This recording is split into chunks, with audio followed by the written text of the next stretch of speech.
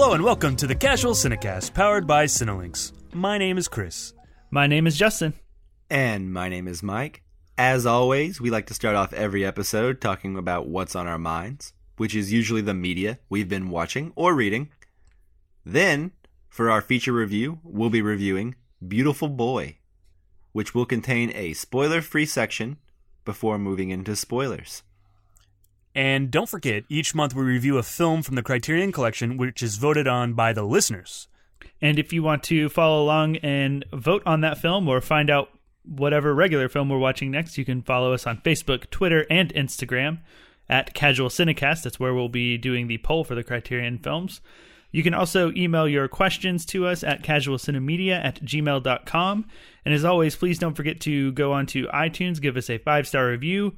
Also, subscribe on iTunes or whatever podcast platform you use to listen to your podcasts on. Yeah, absolutely. And then tell a friend. Thanks in advance. Tell 2 friends. Don't limit yourself to just 1. Good point. Good point. So, are we ready to move into what's on our minds? Yes, absolutely. I am very ready. All right, let's do it.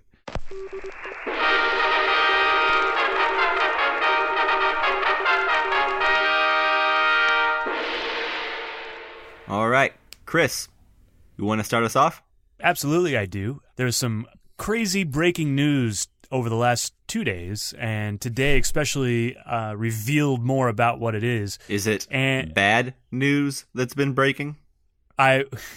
Yes, it is bad news that's been breaking, and the news is breaking bad. And it is that there's going to be a movie that they're gearing up for to film. So it is about Jesse Pinkman, Aaron Paul's character, and it takes place right after the Breaking Bad series ends, or so I've read so far from the different media outlets on the Facebook and the Twitters. So I'm a little conflicted about how I feel about this. I think Vince Gilligan is really good, and he has not let me down yet, but I think this is the closest he's gotten to being able to let me down so far, because I think that this might be too much. I know you watch Breaking Bad, Justin, and Mike, you're watching Better Call Saul as well. I love Better Call Saul. So what do you guys... And I know that Justin already thought Breaking Bad was already too long, so I'm pretty sure I know how Justin feels about this. But, yeah, what do you guys think? Talk me down from the ledge, boys.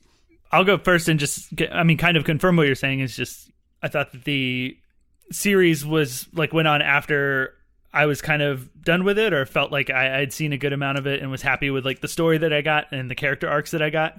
And, so more of it in a sequel form that's more of the same story doesn't particularly interest me. Like with Better Call Saul, it was a prequel and a different character we didn't get a whole lot of, so that one to me didn't have that same feeling of oh no, more Breaking Bad, right? Where this one kind of has that feeling for me a little bit. But also for me, my favorite part of Breaking Bad was Jesse Pinkman, so I'm a little conflicted in the sense that it's taking one of my favorite characters and the character that I liked the most. So I'll jump in here. I mostly agree with that. I think I'm not exactly excited about this, but I'm not hopeless about it either, right? I didn't want Better Call Saul. I thought that was kind of a silly idea, and then it turned out to be a better show than Breaking Bad. So if Vince Gilligan wants to build up his crime world, I guess more power to him. I guess as long as he feels like he has a story to tell, I'm more intrigued that it's a movie than I would be that if it was another series they were trying to kick up, right? Yeah, I definitely agree with that. I thought they already made a sequel movie to Breaking Bad. I thought it was called Need for Speed that Aaron Paul starred in. Which wasn't he addicted to meth and not speed though? Good point. So sidebar real quick. This is odd. AMC is making some odd decisions lately. Have you guys noticed that? Yeah, that's a thing to go into as well. I think I know where you're going. So yeah, so Walking Dead is not really a show that I'm a huge fan of, but it's a huge show, right? Like everyone at one point or another has probably at least seen an episode of it. Mm-hmm. They recently, spoilers for that show, I guess, lost their leading man of 9 seasons, right? Like 8.5 seasons in, he's out. And everyone was speculating, are they going to kill him? What's going to happen? Turns out, I don't really watch the show, so I don't know what's going on. But not only is he not dying, I guess he's just leaving the show somehow and getting his own trilogy of AMC movies that are supposed to be high-budget individual stories, I guess, separate from the show. So it seems like AMC is trying to turn like event movies into a thing on their network based on some of their properties. I just hope that it wasn't like a, hey, we're doing a Breaking Bad movie, Vince, whether you want to or not. And then he was like, well, I better be the one in charge of it. I hope it was him with the idea coming to them, you know, and not the other way around. Agreed. And I also think that these, when we say movie, we probably need to clarify also that I don't think that these are going to the theater. I know that for sure the Walking Dead ones aren't. They're going to air on TV, on AMC. And I would imagine that the same is true for Breaking Bad. Yeah, I would imagine so as well. Yeah, well, I think with everything that AMC does with The Walking Dead and with Breaking Bad, it seems like they take their popular franchises like that and kind of milk them for all their worth and get every like little drop they can out of it. And that is my concern with this film.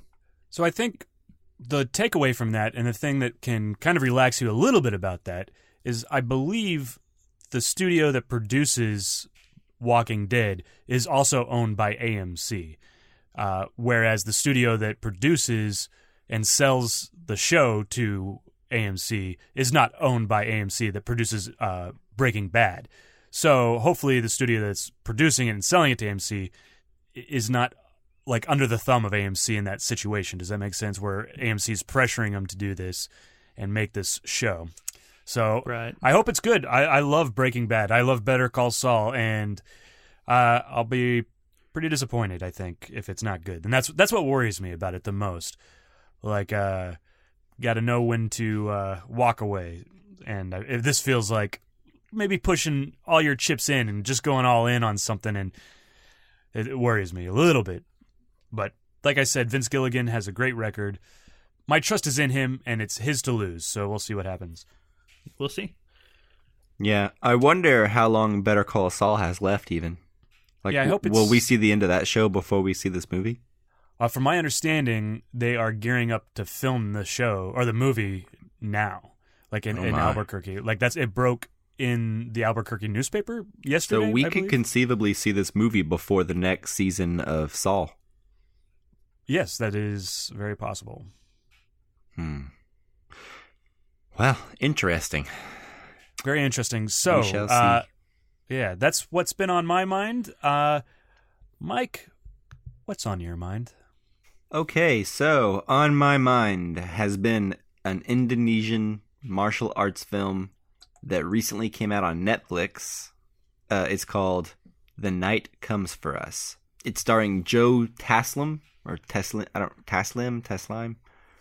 I'm not sure.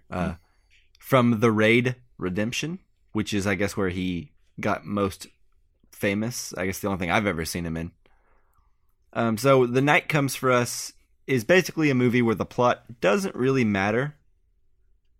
You know, like a martial arts film. But for what it's worth, it's about a triad gangster who betrays his gang in order to save the life of a little girl. And thus just maybe his soul, you see. Yes. It's beautiful, Mike. I do see. Basically, it's just a reason for leagues of dudes to like show up and try to fight each other. Like dudes that know how to fight. It's just one of those things with these kinds of movies. This film very much wants to be The Raid. It's relentless and it's brutal. And at times it comes close to, I think, achieving that goal. However, as talented as all the dudes fighting this movie are, they can only be as good as the editing and the direction make them look. You know? Ultimately, I feel like this movie has way too many seams that start to show in the action for me to enjoy it on that level. So when the brutal martial arts action and the plot are both dragging, then I can't say I recommend it. I'd say I would rather just watch The Raid 1 or 2 instead if you were looking to, scratch that itch. Makes sense. Yeah, I was wondering, do you think that's from the lack of the Raid director missing? Because this isn't directed by the same guy, correct? Correct, right. It's just starring the same guys and I think some of the crew. You're right. I think it's absolutely because it's not...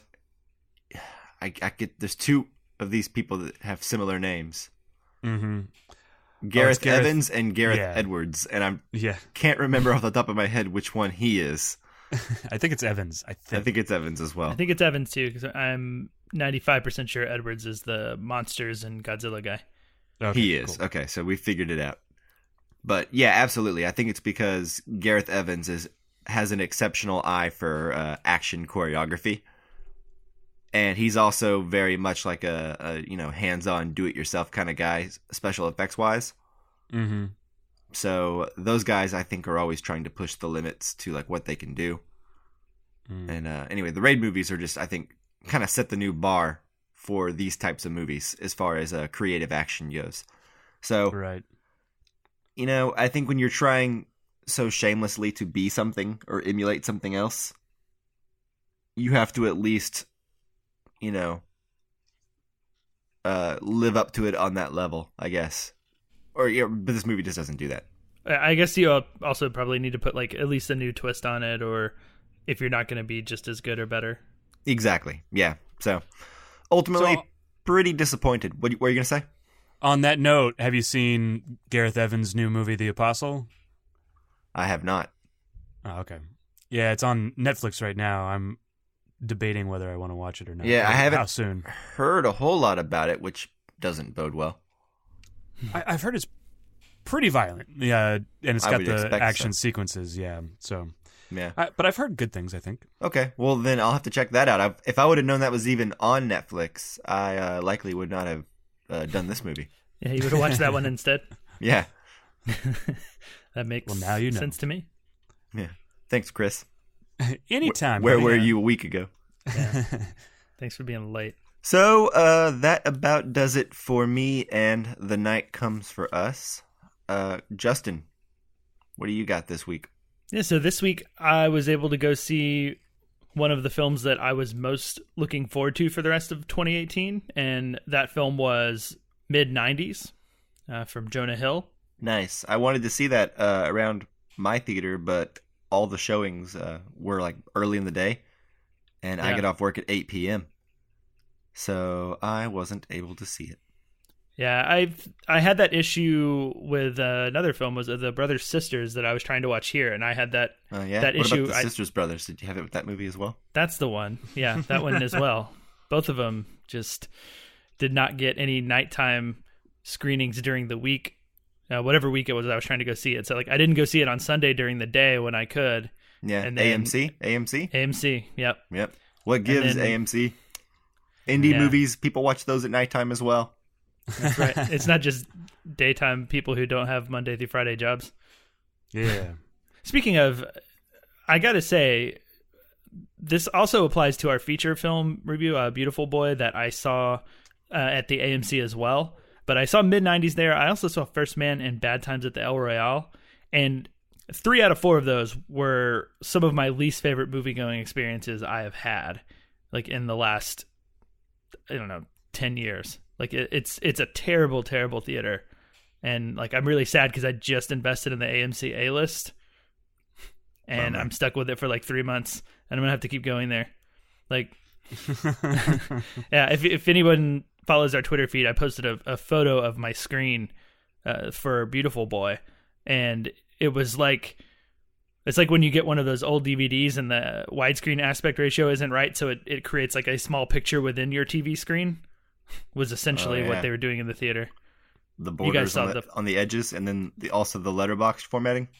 Yeah, exactly. So there was just like a bunch of gray, empty white screen, or not like totally white because it didn't have light hitting it, but like, you know what I mean? Like around my box, it was very clear that it was like a box inside of a... You should have complained.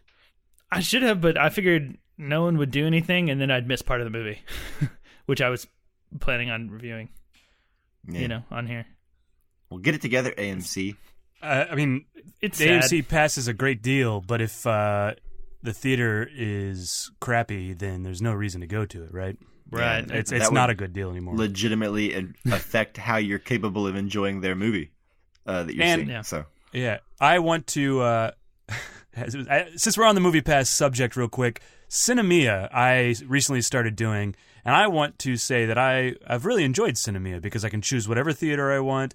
I get to pre-choose seats, which is a thing that Movie Pass never gave us. It is $30, so it is $10 more than the AMC Movie Pass and $20 more than the Movie Pass. And but yeah, I really enjoy it. There are a few extra steps. It's a little bit more difficult than any of the other ones, but Cinemia is probably the way I'm gonna go from here on. Yeah, here on out. I will probably be jumping ship from the AMC plan as soon as I can and going over to Cinemia because I have 4 theaters in town and I hate being limited to the one with the least accessible showtimes. Mm-hmm. Right. So, anyway. Sorry, Justin, we got completely off track. Yeah. No, that's okay. I'm with you guys. I think I'm going to cancel my AMC A list as well. I'm not sure if I'm going to go to Cinemia just because, I've done 2 Movie Pass things, and it's like the second I do them, they crash and burn. So I don't want you to do it in that case. Yeah, so I might not do it for you guys. Like, and I'd much rather just pay for every single movie and go to like the Alamo Drafthouse or even like other like theaters that aren't as bad as this AMC is consistently bad. And I'd rather just pay for every film. Have you signed up for the waiting list for the Alamo Drafthouse like Movie Pass type thing? No, nobody invited me to sign up. I don't think anybody. You just go to their website or you create an account on the Alamo Drafthouse, and then you just say that you want to be on the waiting list. I don't know how long it'll take, but I mean, you might as well sign up for it, right? Yeah, I probably will then. That makes sense. But we can go back to the movie mid-90s. Yeah. So I was really excited about the film ever since I saw the trailer, which I think I saw the trailer for the first time during 8th grade. So that was a while ago. So I've been anticipating this one for a while. I grew up in the 90s and I was very much into skateboarding and skate videos. And, obviously the 90s is when this is set, but it also has that sort of skate video look to it. The aspect ratio of the film is the 4:3 square box instead of widescreen. So it just had a vibe that it looked like I was really going to love it. What I'll say about the film is, one, it's very short. It's under an hour and a half, which makes it a super breeze to watch. Like, I think even if I wasn't mercifully liking it, short. It didn't last very long. So that said, most of the performances I thought were really good. There's a lot of real skateboarders who were brought into the film to act, but mainly they were talented skateboarders first before they were actors, which made me a little nervous. For some of them, there's like one scene in the film where I could like feel one of them just acting, and I didn't buy it at all. But otherwise, everyone's really good. And even that one scene, like the actor who I had issues with in that one scene, like the rest of the film, he's good. What I was disappointed in, where the film falls short for me, was in the script and in like the character arcs. And I couldn't tell by watching if the film is so short because there was a bunch of it that was cut out in the editing process, or if in the script writing process there was stuff cut and it was maybe just a short script from the get-go. But like there's a couple of characters, one that's like really obvious to me that it feels like it's in that like uncanny valley, that's the area that's like in between an unimportant character and a fully developed character. Like we didn't get enough of them that I felt like I went on like the full journey with the character, or really got to know what they were about, but they were in the movie so much that I couldn't just ignore that and just let them be like another character. Then I also think that the film doesn't have like I want to say like a thesis, I guess, but like it doesn't have something to say, or at least I didn't feel like it had something to say. And not that every movie has to have something to say or like an ultimate message or something it's trying to make you think or feel, but I felt like it wanted me to pull something away from it, and I didn't get it. Like, I left the film just being like, what am I supposed to think right now? Like, how am I supposed to feel about all of these events that happened in it? It seemed kind of unclear. I don't know. I would watch the film again just because I love the feel of the film so much, and I love everything about it, like the skateboarding, the score, all of like the 90s hip-hop music that's in it. I love all of that, and like I could easily watch the film again, but I know that I left feeling like I just like there was maybe a bunch missing, and the film was like really maybe too short. Yeah, that's a bummer. Maybe something got cut for pacing reasons, or who knows. But yeah, that's a shame. So I have two questions. The first question, like, how is this on the slice of life? I know how much you love slice of life movies. Was this a slice of life movie, would you say? Mostly, yes. I think like it's a slice of life, and it's, I guess, a little weird for me because it's not a slice of life that I know very well, because while I was into skateboarding and skate videos and that sort of thing, there is some stuff that the kids get into as far as like drinking and drugs and that sort of thing, and like I didn't do any of that stuff, so like sometimes that can feel unrealistic to me. But I think that's more based on like personal experience, Yeah, it makes sense. And then my second question. Oh, go ahead. And there is a bit of the movie where it gets melodramatic, slightly too melodramatic, anyways. And that it rubbed me the wrong way for about 2 or 3 minutes, and then it kind of recovers from that. But that's all I'll say. And then the second one, how is Lucas Hedges in this? He was the kid from Lady Bird, Lady Bird, and Boy Erased. Right. Yeah, he's fine in it. I'll be honest, and if this is a spoiler, I'll just cut it. But he's the character that I felt like was like in the movie a weird amount of time, where I didn't really understand what he was about or what he wanted or what he was really doing or thinking. Mm-hmm. But as you've seen in the trailer, he's an important character and he's there a lot, and he's there, but just not enough. So would you recommend that we see this in the theater? Should I go see it still? Yeah, totally. Like, I think it's, like I said, really good in terms of tone and just being an enjoyable movie to watch. Mm-hmm. Like the things that I complain about, it's a bit like I'm a little stuck on them because they're the things that make the movie fall short for me from what I would hope for. You know what I mean? Mm-hmm. And then the rest of it was good. The rest of it was enjoyable. I definitely think it's one of the more unique and interesting films I've seen so far this year. So definitely would recommend it. Awesome. Do you see Jonah Hill as having a future in directing?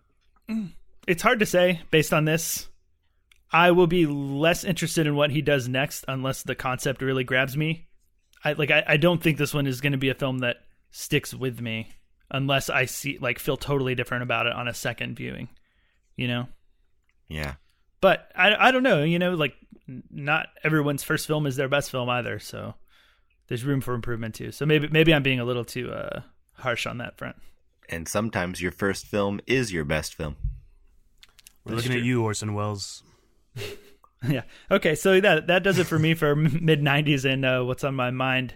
Okay, cool. So on that front, are we ready to move into our feature review this week? Yes. Let's do it. Let's move into our review of Beautiful Boy. You think that you have this under control. I understand why I do things. It doesn't make me any different. You're just embarrassed because I was like this amazing thing, like your special creation or something, and you don't like who I am now. Yeah? Who are you, Nick? This is me, Dad. Here, this is who I am. This is not you. This is not you, Nick. What are you doing, huh? You always gotta be controlling everything all the time. Let me book your room Dad. at a hotel for a couple of nights. Dad. I don't want it to go like this. Okay, so as always, we just wanted to let you know that we are going to be speaking generally about the film and not spoiling it for the next little while, and we will give you a nice, healthy, big, noticeable spoiler alert before we move into spoilers, so you can have plenty of time to hit pause and stop listening, go see the film, come back, finish the episode, that stuff. You're welcome. Okay, so Beautiful Boy, directed by Felix von Grioningen. Perfect. You nailed it. Yeah. Grianingen? That's funny. I would have never thought to pronounce sounding it out. That's funny. Anyways, Yeah. starring Steve Carell, Timothee Chalamet, and Maura Tierney. Based on the best-selling pair of memoirs from father and son David and Nick Sheff, Beautiful Boy chronicles the heartbreaking and inspiring experience of survival, relapse, and recovery in a family coping with addiction over many years. Did you guys know that it was based on a pair of memoirs before you watched the film? I did. I don't know where I heard that, but yes, I did know that. I didn't know it was a pair of memoirs. I knew it was one memoir, but I didn't know it was two. How about you? I didn't, like you, I didn't know that it was two, but I thought it was one that they wrote together.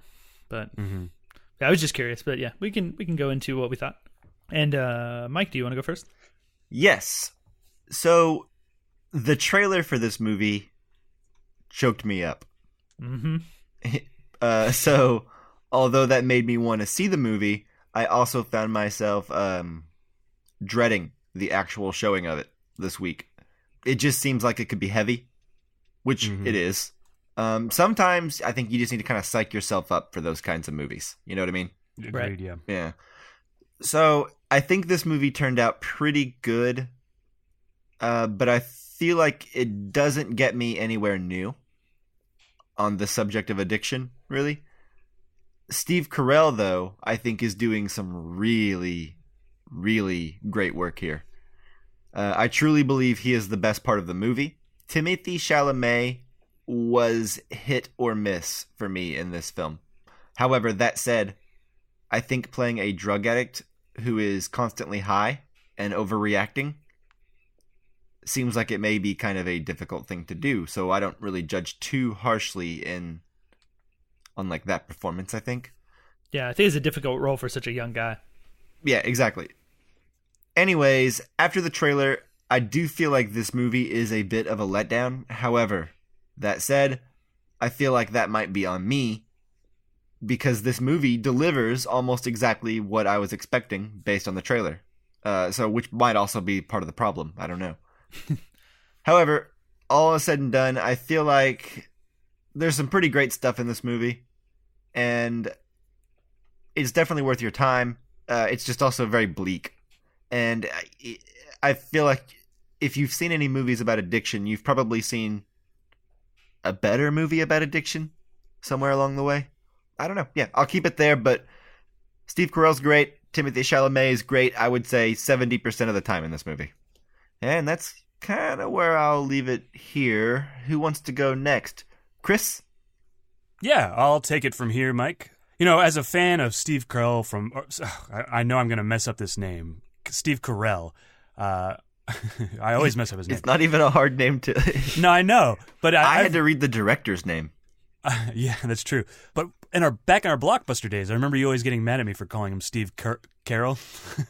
So it's a thing that's like ingrained in me, so it's going to be hard for me to say his name all the time. But as a fan of Steve Carell, from way back, I'm always interested in his roles, especially his drama ones. I'm always like interested to see him go dramatic. It's kind of like a Robin Williams, you know, like when you see him do serious things. Although I do feel like he's had somewhat limited success in his dramatic roles, but I'm always intrigued. And Timothée Chalamet being in this is as an up-and-coming star also made me pretty intrigued and excited to watch this one. I actually didn't watch the trailer, so I knew what it was about. I knew that I was going to watch it, so I didn't need to watch the trailer. So I didn't have that experience of getting choked up with the trailer. That may be why I didn't watch it, because you told me you got choked up about it. But in this film, I think the performances are really good, like you, Mike. I think all four main actors, Maura Tierney, Amy Ryan, and of course Steve Carell and Timothée Chalamet are really good. But I think what happens is they do what they can with the script that they have, because I think ultimately most of these characters are very two-dimensional. And I don't know if you guys will agree with me. Yeah, so they're very two-dimensional, but with this type of story, it's hard not to be moved or touched by it, because it's such a hard story to watch, right? One of the highlights I really liked was that Andre Royo was in it, and he played a character named Bubbles on The Wire.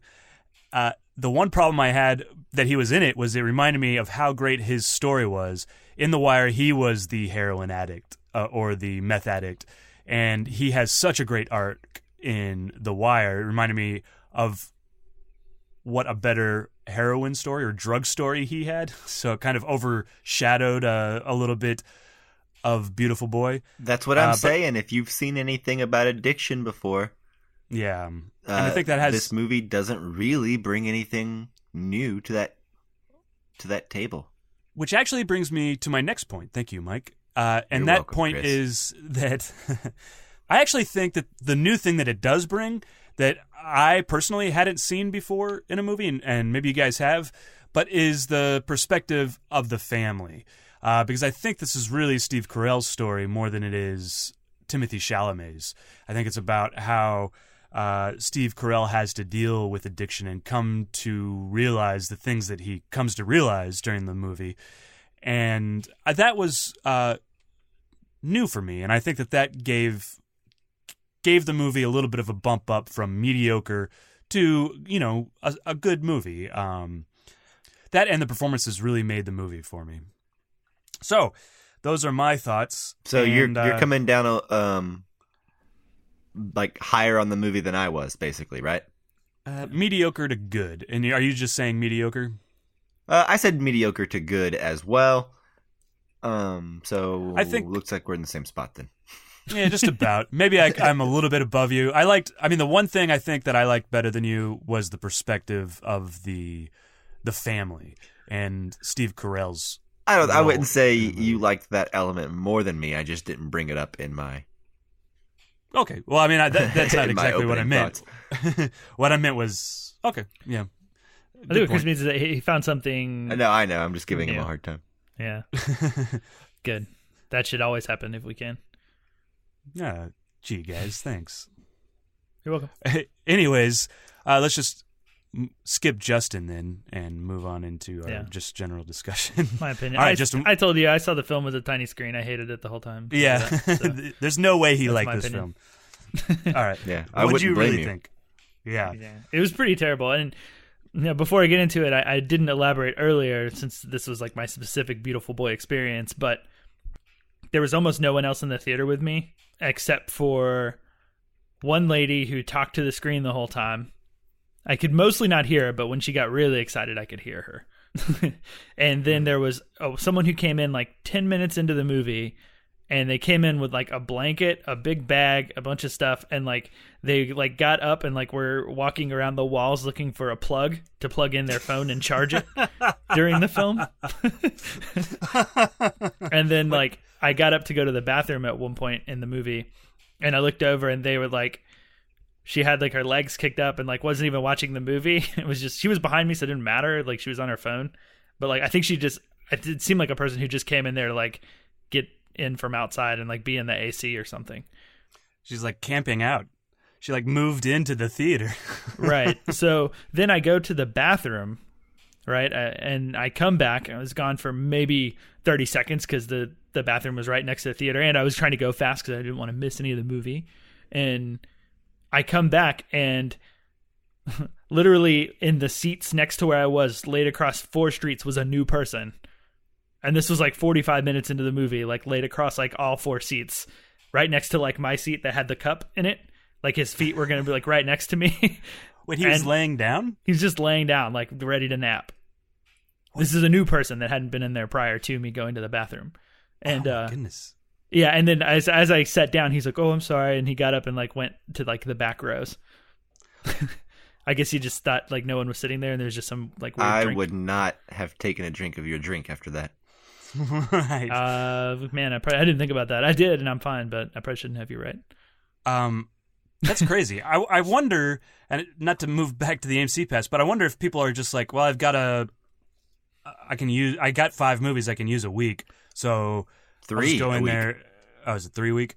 Yeah. So you go in and you just chill out for 2 hours. You plug in. They I guess just move in. I don't know. That's crazy. It was just a weird experience. Like one of the worst. Like people talking, people moving, doing other things. guy trying to nap next to me with his feet close to me. I don't know. It's weird. I'm more curious about how you were planning on going to the bathroom in 30 seconds. Were you already unzipping your pants as you were leaving the theater so you could be ready? Maybe everybody complained about Justin when they left. Man, like this guy was leaving, he was unzipping his pants. Yeah, let's try to get him out of here. I'll just sit next to him, so maybe it'll creep him out. I just watch every movie with my pants unzipped in case. It saves you valuable seconds. Yeah. Okay, so that all being said, I just wanted to talk about my experience a little bit. Yeah, that's an awesome experience. So I'm very similar to Mike in terms of my expectations for the film. I was very excited. I got choked up watching the trailer. All of the actors in it are interesting to me. Timothee Chalamet coming off of last year with Call Me By Your Name and being in Lady Bird. I thought he was really good. So, he intrigued me more than anybody else, even though I like Steve Carell. What I'll say about the film, because I'm not that far off from where you guys are. Sometimes there are films that I tend to be negative about and mostly think negative of because they're like, I don't like the film, or I actually just have very little positive things to say, or I think it's a bad film. But then there are films like Beautiful Boy. I like the film. I enjoyed it. There's like so much positive stuff in there to like, but I couldn't help but like after leaving the theater, all I was thinking about was the negative things. And like all I could focus on was the things that like I didn't like about it, and the things that kept it from escalating to something more, to being like better than it ended up being for me, and like what I had hoped it would be. And so I want to try and talk about the positive things that I like, but I have a feeling that I might end up like focusing on the negative stuff. And so I want to kind of caveat up front. I really like the film. I think I would say it's better than mediocre. I wouldn't say mediocre to good. I would say it is a good film, period. But if I end up saying a bunch of negative things, it's because I want the film to be better than it is. So I'll go into things I liked about the film. Things I liked where, like you guys, the performances are all good. Especially, I'm with you, Mike. Steve Carell is the best part about the movie, especially the latter half of the film. He's doing some stuff that I found really interesting to watch him like perform and do that I imagine would be difficult to do as an actor. I also want to shout out two actors that you guys didn't mention yet. The kids, Steve Carell and his second wife, or whatever number wife she is, like their two kids in the film, I actually thought were really good and really like natural and believable, which doesn't always happen with kid actors. No, it doesn't. But yeah, I agree with you. You're right. Yeah, just something about them stood out to me, and I think they deserve like a mention. I won't talk about them anymore in the review probably, but I just want to compliment them now. Yeah, good call. I wouldn't have talked about them at all. So credit where credit's due. The kids were good. Exactly. Yeah. So I think the cinematography of the film is great. It's very natural looking. It's very beautiful. It reminds me of Olivier Assayas's films. Summer Hours comes to mind, specifically the Juliette Binoche film from like 2007 or so. Have you guys seen that one? I can see. Yeah, I've seen it. It's not quite as pretty as that one, but it just has that very natural but beautiful feel to me. And sidebar, like you should watch Personal Shopper. I should, and I want to, and I will. But anyway, So I think the film does a good job of making us care about Timothée Chalamet's character and not hate him, or at least that's how I felt. Like I feel like with this type of film, like when someone's just doing the wrong thing, like it's very easy to like not like that character. I think the whole time I liked him and I was on his side, which I like. And then I like some of the themes that the film gets into about what a parent will do to go to help their kid, and like how far they're willing to go to try and help their kid and understand their kid. And then also finding what point is too far. Right. And I think that is all very interesting to me. And that's kind of going off what Chris said, like the perspective of the film. That's something that I enjoyed, something that I pulled away from that I haven't pulled away from a lot of other addiction stories. But then going off of that, I think that the film to me seems unfocused story-wise. I think we jump around far too much from moment to moment. And I think that a lot of the times I didn't get like a long enough period in any one period of time or any one moment or scene to really let the actors get in a groove of a scene and get in a groove of like a time period of the film and like let me get on board with them. It's like we're always cutting to like the next moment in time before before I feel like we've really fully developed this moment. And I kind of wish the film would have stayed focused a little bit more on Steve Carell, because like Chris, I found that the most interesting perspective. And yeah, and then the last thing I'll say that I didn't like about the film is, and I don't think this is a spoiler, again, I'll cut it if it is, but by the end of the film, I kind of felt like I left with the feeling that I had just seen a PSA as opposed to a film, like a public service announcement. And we can get into the specifics about that, but like I don't think I liked that. I liked it more as like a film that was just showing me this experience and not feeding me what basically felt like a PSA in the end. I mean, I hear what you're saying, but I would be interested to know how they could avoid that, given what the movie is. And yeah, we can save it for spoilers, but yeah, that's it basically for my thoughts. I ended on a negative note, but I'll just reiterate one more time that I do really like the film, and I think there's a lot there to like. Awesome. Yeah, I agree with you guys. This movie is definitely more concerned with just how exhausting it is to deal with a loved one who is an addict.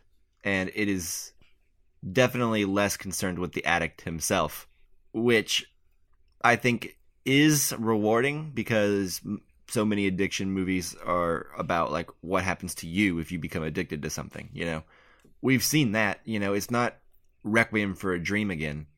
Yeah, thank goodness. Yeah, thank goodness. And it is, so yeah, but mostly it's not. That's also what it looked like it was going to be for me based on the trailer. It looked like it was going to be Steve Carell's movie, and thankfully it was, because I think the movie is certainly strongest whenever he is the subject. Justin said something earlier that kind of sparked a tone for me, and that was the way they deal with Timothée Chalamet, and that is that we don't ever hate him for doing what he's doing, and we see a legitimate fight in him. Like, he may be being selfish and being a jerk, but we know that that's not who he is. Does that make sense? And he wants to stop, but because of this addiction that he has, he can't, and the priorities that he has become drugs as opposed to the family and stuff like that. So you never hate him. You feel sorry for him, and like you feel what Steve Carell feels for him, really. And so I think that's really Steve well Carell? Done. Oh yeah, that guy, Steve Carell. Well, no, the movie lays the groundwork for you, right? It goes through there, and it even starts off right up front, posing the question, what is the drug doing to him? And then how can you help him? And then later, it basically explains to you exactly what it's doing and just how overwhelmingly bleak the statistics are for people who use meth and become addicted to it to recover. And they explain why, and they explain why meth is different than all the rest of them, and they kind of explain it's like a super addicting drug. So as a result, it's very hard to fault him knowing what a monster he's trying to fight against, like the monster addiction that is, meth addiction. So like the movie makes a big point to kind of put that front and center, which is so you won't hate him, I think, which is that like, hey, this is really, really, really hard to not do, right? Whenever that's what's on your mind. Yeah, I think it's a difficult balance because like you're putting him up against Steve Carell, who is so likable to me, like to just watch on, on screen and anything he's in. He just seems so likable. And so to be the counter to that, to be like this meth addict who's, screwing up, it could easily be like, man, I just feel bad for Steve Carell. Like, screw that guy for making Steve Carell feel like crap. I will say the movie does feel a bit like awards bait. Sure. Yeah. I mean, I can't fault it for that, right? Because it is what it is. But I don't even know what it is about the movie that feels so awards baity. But it just feels like, let's give these guys some Oscars. I think it might get overlooked for that reason. What do you think? Yeah. Like, do you think it'll be like a movie people are talking about come February? No. Yeah, I don't think so either. I left underwhelmed in terms of thinking about any actor in this film getting a nomination. Like I left thinking like surely there's going to be 5 better performances in every category that could possibly not be nominated in terms of acting for this film. Right. Yeah, I agree. Yeah, and then I blame that on what I was saying is that like I don't know if this is editing or the way that the memoirs were written and they were trying to capture that, or the way the script was written, but we're jumping around so much in time that like I almost thought most of the scenes didn't let the actors really do anything great. You know what I mean? Like there's moments we're just in them, like we're in and out of a scene, or we're like constantly cutting to like some other moment and then back, and or cutting to like a flashback and coming back. You know what I mean? Like the film covers a lot of time.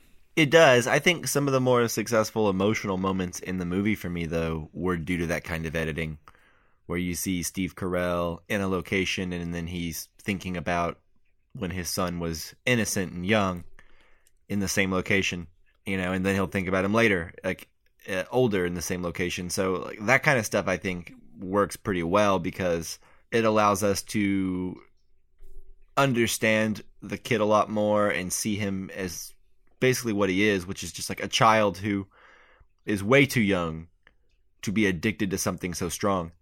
Right. Yeah. And he's just in over his head, and you just see like, I don't know how sad it is because he's just this little kid that's just right in over his head. I don't know. Very tragic to me. I liked that kind of editing, at least sometimes. Yeah. I think that worked. I think the thing, and it kind of bothered me too, and I think it's like he goes off to college, and it's kind of a montage, and there's not really a lot of talking, or there's maybe a song over it, and then it goes to a scene, and then it kind of goes back to another, like, not necessarily what I would call a montage, but not a lot of talking, like a song over it. Is that kind of what you're talking about, Justin?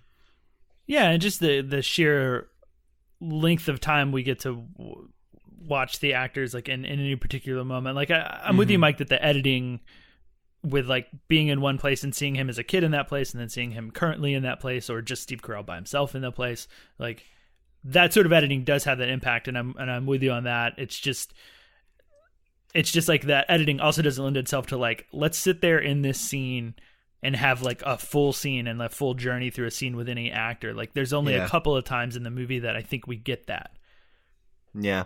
And I'll say one thing kind of based on what you're saying. As a result, I found that I very rarely understood how much time had passed. Yeah. Like just how long this movie spans, because I feel like it's supposed to span like 2 years or 3 years. But like the kids don't age. Yeah, right? And they're in the movie so much that I was always confused. I was like, well, surely they wouldn't keep filming scenes with these same kids or putting them in the movie if it's supposed to be 14 months later. But no, sure enough, there are 14-month jumps in this movie. And what can you do in that instance, right? But I would argue that featuring the children so prominently in stories that are supposed to take place that wide-ranging is kind of a problem, right? Because it confused me. Yeah, or you get an older child, that you can't tell is... I don't know, because those were pretty young kids that were going to change very much in a year. Yeah, you can't really recast for like 2 years later. I don't really know the best solution other than to just not feature them so prominently. Right. Which, like we said, they were really good in it, and I think that also made us feel for Timothee Chalamet or what the damage he's doing to the family as well. So it's hard not to put that in there, right? I agree, yeah. That's all I've got for non-spoilers. Yeah, me as well. Yeah, so real quick, do you guys recommend seeing the film, Mike? Yeah, for sure. I think you should see it. If it sounds like it's going to be good, if the trailer looked like it was going to be good, it will be. Problem is, I don't think it's as good as it wants to be. Mm-hmm. And I guess that's where I'll leave it. But solid performances, just, I don't know what the word is, not obvious subject matter, but nothing new, that's kind of where I'll say. Nothing new. Yeah. Okay. Yeah, I'd wait for Netflix. I mean, it's good to, mediocre to good, but I'd wait till Netflix. I wouldn't necessarily rush out to the theater to go see it. Steve Carell's performance makes it good, and the separate perspective also adds to it. So, but yeah, I'd watch it on Netflix and check it out then. Yeah, I don't think it's one you have to go to the theater to see, especially not AMC theaters. Not where there's a bunch of people living in the theater. Yeah, wait to go where you can watch it in your home where only you live. Yeah. No, but for real, yeah, I don't think it's one you need to go to the theater to see. I think you can wait to watch it at home. I think it'll be just as impactful at home because it's not about spectacle at all. It's very real life for the most part. I think ultimately, like we've kind of touched on before, by the end of the Oscar season and when we get into Oscars, I would be surprised if this film is still being talked about. So I don't think you need to be in any hurry to see it. Agreed. With that, are we ready to move into spoilers? Absolutely. Okay. No, I guess Rosebud is just a piece in a jigsaw puzzle. I'll tell you what, give me one of those cigarettes you got up there. I'll tell you all about it. And here we go. I was going to ask you guys, so in my thing I mentioned, the characters do feel two-dimensional to me, and is that something you guys felt too, or am I just completely wrong? I mean, how do you guys feel about it? It felt like caring dad, drug addict, caring mom. Not that their performances weren't great in it, but it felt like there wasn't much more to it than that. No, there wasn't. I mean, it's a movie where outside of Timothee Chalamet's addiction, this family doesn't do or talk about anything else. Yeah, that's true. Right? So yeah. I think it would have been stronger had it been like, well, I'll tell you, the part that I was the most scared into it was whenever Timothee Chalamet's character is dating a girl and he's sober at this point, but then he goes to the bathroom and starts like going through like the cabinet, right? Mm-hmm. And that kind of stuff makes me nervous, right? Like the ticking time bomb element of it. Like if there had been more like, this is the family hanging out, having a good time. Nothing's going to mess this up. The only thing that could mess this up would be this ticking time bomb family member who's, sneaking off to get addicted to something. But there wasn't really any of that in the movie, right? We only ever see them reacting to something he just did or already in the process of worrying about him. You never see the happy times. Yeah, I think when we do, it's briefly. Like the one instance of it that comes to mind is when they're all at the beach during a sober period. That is one of the most successful like segments of the film, and I think for what you're saying is that like when it's the impending doom or like the potential impending doom, which I guess doesn't make it impending if it's potential, but whatever. That fear, that anxiety you have of like, oh, when's it gonna happen? Yeah, I liked those sections of the movie a lot. I think it was much more successful. But maybe it just goes to like you've said before, it's like we've seen addiction movies. Yeah. What I found interesting about the film was what we talked about earlier with like Steve Carell being the parent and kind of this perspective of the parent dealing with all of this and trying to understand it. And one of the scenes that stuck out to me, and I'm curious what you guys thought of the scene, and it's the one where Steve Carell smokes pot with Timothee Chalamet. And how did that make you feel about his character or Steve Carell's character, that is? Did that feel like it was giving any sort of responsibility to him as a parent for maybe being too lenient or like allowing his kid to do that sort of thing? Did either of you guys have any thoughts in regards to that? Yeah. I'm actually really glad you brought this up. This was something I was going to bring up. Yeah, I have thoughts too, but Chris can go first. Thank you. You're welcome. Yeah, this is a really interesting thing, and I'm going to be curious as to what you guys think as well. But I think that it's not a condemnation of smoking pot or of Steve Carell doing it. I think it's Steve Carell feeling guilty, like looking back on this moment and wondering if he's not the reason why. Does that make sense? Yeah. It does come out later on that he had already been doing a lot of drugs before he smoked the pot with his dad. I did like that moment, though, because I think that that's a really interesting moment. What did you think, Mike? I agree. I think that's why the scene is in there. It is supposed to be, his character looking back and wondering that very question, right? Like, did I mess up? Was I too lenient? Whatever. I think based on his character in the movie, he seems like the kind of dad who is like, I don't want to be a hypocrite. I want to be the cool dad. I want to be open about things and truthful if my son comes up to me and and asks me about something like that, right? Mm-hmm. And a lot of parents are like that. I knew people who had parents like that whenever I was in high school. The ones who were like, well, kids are going to do what they're going to do. I'm going to be the cool guy who they can talk about it with, That said, with something like pot, these days, I don't think people think it's really a big deal. But the fact of the matter is, whenever like teenagers smoke pot, it does a lot more damage to your brain than like an adult smoking pot. Mm-hmm. You know what I mean? Mm-hmm. So I kind of immediately thought that was a red flag there, right? Which is like, if you give your son the attitude of like, hey, it's okay to try these things, he's going to have that attitude. I don't know. I felt like there is a certain amount of responsibility there, even though I'm a person who is not, like anti-pot, really. Like, I'm all about legalizing it. But that said, teenagers easily get addicted to things and they're developing, right? So it's tough, it really is tough.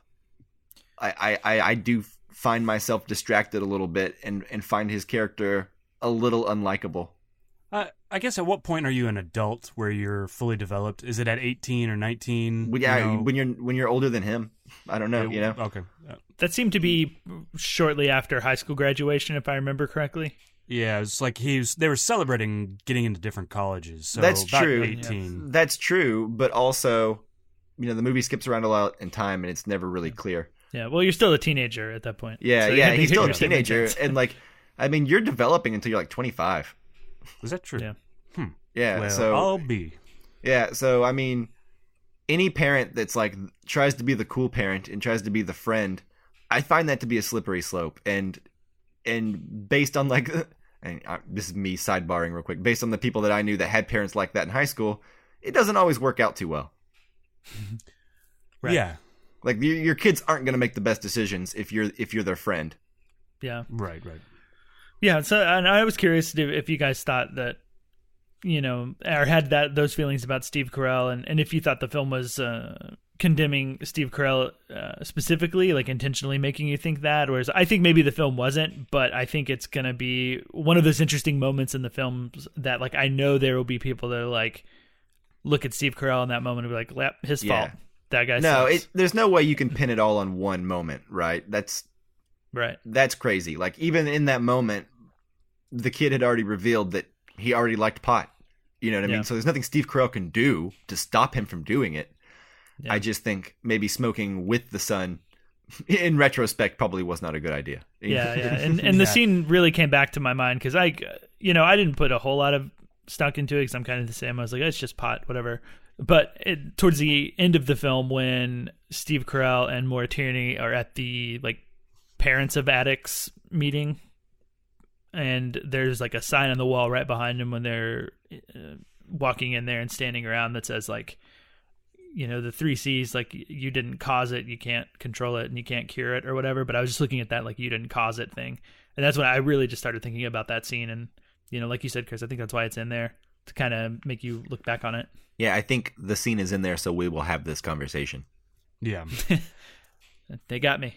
And that brings me to the point that it's so powerful and heartbreaking, really, as Steve Carell realizes those 3 C's, right? He didn't cause it, he can't control it, and he can't cure it. And that the only answer until his son cleans up is to remove his son from his life.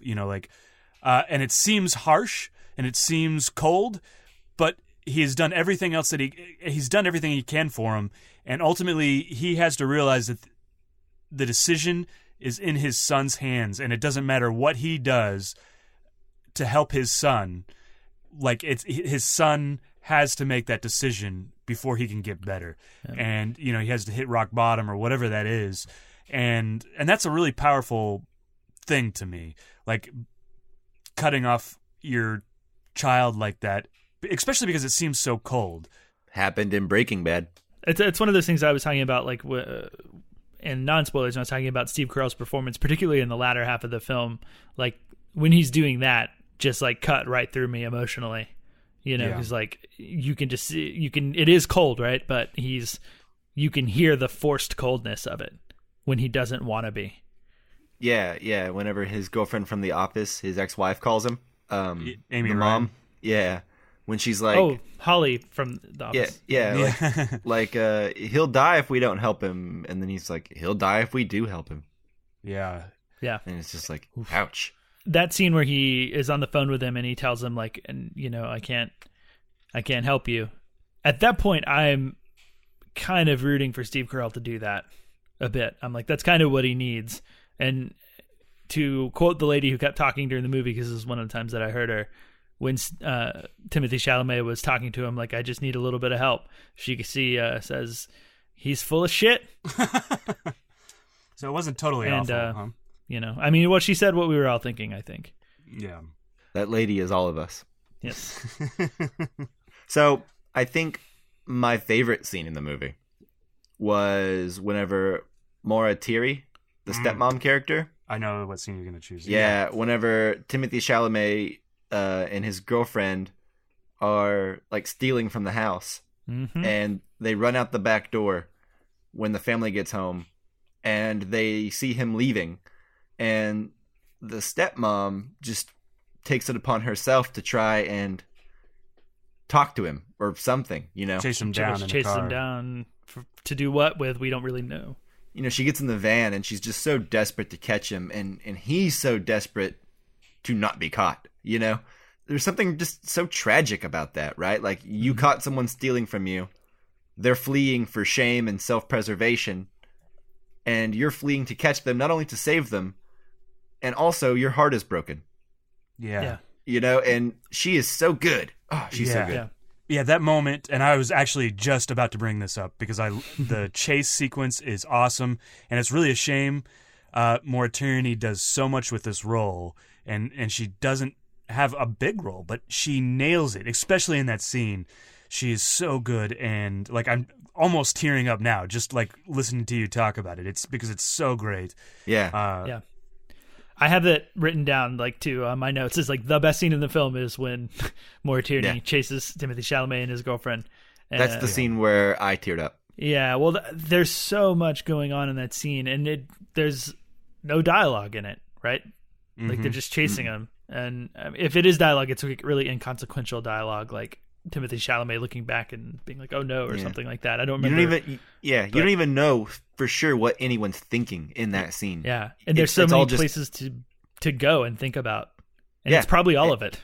And it's all just like your understanding of their dynamic is what creates the drama in that scene, right? Like what you imagine the dynamic to be, right? Going on in all of their brains right now. Yeah, and it's like she's chasing them. One, they have this stuff. She's pissed. Like you said, her heart's broken. She wants to help him. Timothée Chalamet probably knows that ultimately he would get help if he stops, but doesn't want to hear it. Doesn't want to, and is also scared because he stole and doesn't. There's He's so shamed. much going on in the scene. I'm totally with you guys. It's the best.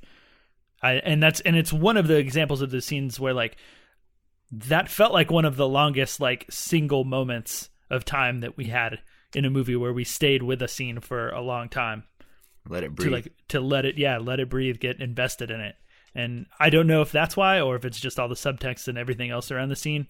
I think the music and the editing was all super as well. Just like the shots where she's just going around all these corners and she can just barely see the car, you know, and she just never quite catch up.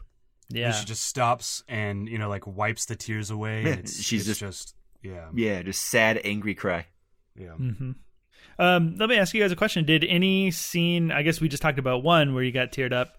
Was there any other scenes that choked you up, like in the trailer, Mike? Or Chris, did you get choked up in any scenes? The scene that choked me up in the trailer didn't choke me up in the movie. It was the scene in the diner where he comes in and he's like, I'm just doing what's got to be done. You know, and Steve Carell's like, what does that mean?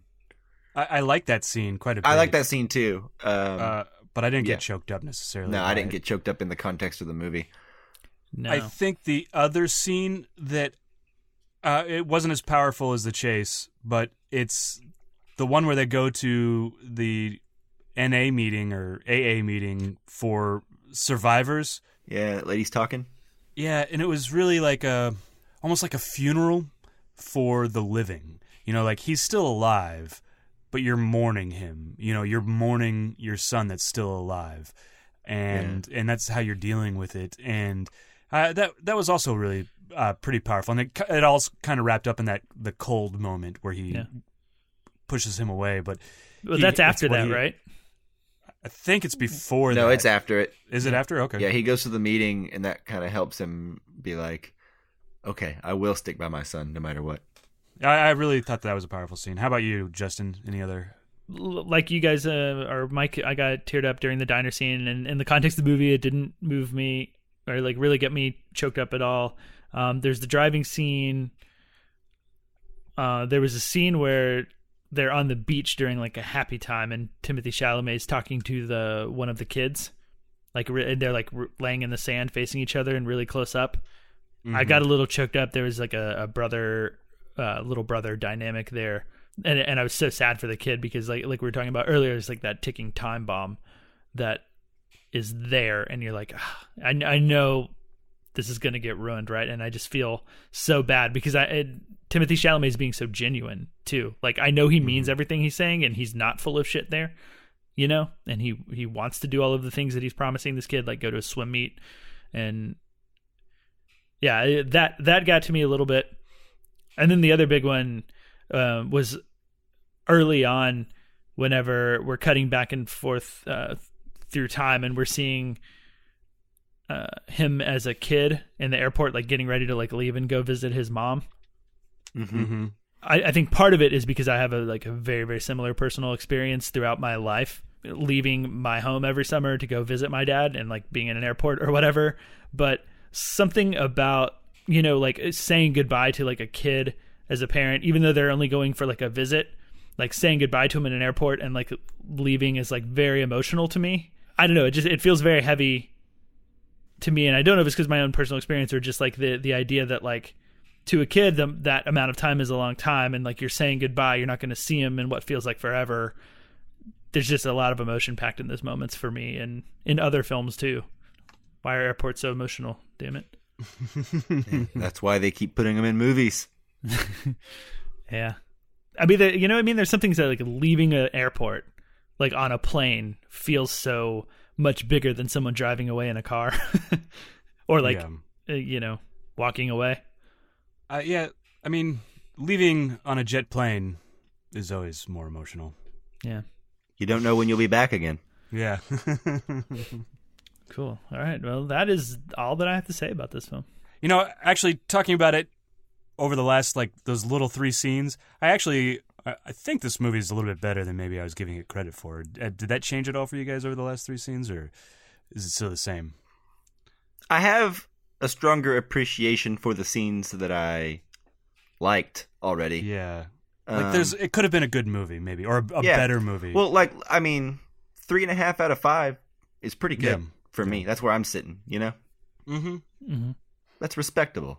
Yeah, I mean, I'm curious if like me, Chris, maybe you were hung up on the negative things because it's such a shame that there are like negative things about the film. Because like, yeah, I think it's just pacing mainly, good. Pacing and not having any idea how much time has passed, stuff like that. Not letting scenes breathe, kind of like what you were saying. It creates kind of a clouded feeling in the movie. Mm-hmm. Like it's one big like fever dream by the end of it. You know, like it's jumping all over the place, and we're never really sure what year we're in, or you know what part of the process we're at. Like it all works, but I think it could have been stronger had it been edited a little differently, in my opinion. Yeah, I totally agree with that. And that does remind me, like, what do you guys think about the place that it ends off? Like we kind of end in the most down moment of the film so far. Like it kind of ends, and then we get the text on the screen. Yeah, I wish there had been like a time jump that shows us like a indeterminable amount of time later he's still sober, versus text.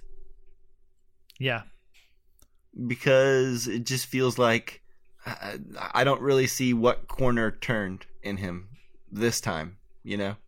it feels less important and less like it doesn't give you any emotional feeling for me to like read text on a screen that says he's still sober for 5 years. Like I'd like to see that more than just read it. Yeah, I agree. Mm-hmm. And then I didn't like the stuff after that. That's like where I guess probably why I left feeling like it was a PSA was the stuff after that. It's like there are X number of cases of addicts and all this. Like I don't remember specifically what it said, but all that stuff. It left me feeling a different feeling than I had like initially when it cut to black, even with the text about the characters themselves. You know, I'm not opposed to that as a rule, though. Like, I think Spotlight does something like that, right? Where the whole movie is about reporters investigating child molestation within the Catholic Church. And at the end of that film, I don't think it's a spoiler to say it ends with some knowledge dropped on you. Yeah, the Spotlight is a gut punch. That kind of feeling works totally. And even though it does kind of feel like a PSA, you're like, damn, why is this movie different, do you think? I mean, or I think do you disagree with me? Does that feel the same? No. I agree with you that it's not a hard, fast rule that sort of thing should never happen because there are films that it works. You know, even like Black Klansman, which I wasn't that big on, like the ending parts of Black Klansman that were kind of like that.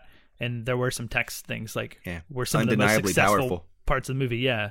And with this one, I think it's because it was such a personal story that was more like centered on the parents, and it seems so. Yeah, it made it feel like an after-school special, maybe. Yeah, it made everything feel a little bit more melodramatic and a little bit more detached in terms of like. I was focused on the characters and interested in the characters, and that's where the scene was taking me, was this family and who they are as individuals, and those sort of stats in the end come up and make them feel like a statistic. I think it would have been better for me had just the statistics come up, like, hey, you know, this is the leading cause of death in young Americans. What rubbed me the wrong way was like, and what's his name? The character, Timothee Chalamet. Nick Sheff. Yeah, and Nick Sheff has been sober for 8 years. Yeah. And it's like, don't give me that. Give me the other information. Give me like the addiction is a big deal information. I can deal with that because that's what the movie was building up towards. Yeah. But like maybe... rather than like a sentence that tells me he's still sober, you know, like fade out and fade back in, have him with like a different job being successful. And I can get through clues that he is still being sober because he's not a train wreck. Just that sentence, I think, rubs me the wrong way. Like the character you spent so much time with, this is the ending they get. This title card, this black screen in a sentence. Yeah. Right. Not so much the PSA message of it all. I don't mind that in this movie, I guess. That's for personally speaking. All right. So does that do it for this episode? I believe it does. Awesome. Well, thank you guys so much for listening. We really appreciate it. And of course, thank you, Jake Wagner Russell, for doing our intro and outro music. You can hear more of his music at soundcloud.com/bopscotch. Join us next week. We will be reviewing Overlord. That snuck up on me. Yeah. I thought this movie already came and gone. It went, to be honest. Oh, yeah. Because I heard about it forever ago. Yeah, I didn't know when it was coming out, but apparently it's next week. So, interesting. Cool. Hopefully that's good. I'm excited for it. Right. Yeah, me too. And if you guys are also excited for it and go see it and you have questions you want us to answer or topics about the film you want us to discuss, or even just send us your thoughts, maybe we'll read them on the show, you can send those to Facebook, Twitter, and Instagram at casualcinecast. Thank you so much. We just recently put out a Casually Criterion episode where we went through another pick from the Criterion collection. We'll be putting out another one this month, as always. So join us for those as well. Yeah, and vote. Is the poll still open? No, the poll this month is closed, but always check our social media, and we'll talk about it on the show. We will often have social media polls that allow listeners to choose the next Criterion Collection movie that we like to review. So follow us so you can vote, man. Go vote. That's been important lately. Yeah. Voting. Keeping that voting spirit. All right, thanks so much, guys, for listening, and we will see you next time. Bye-bye. See you later.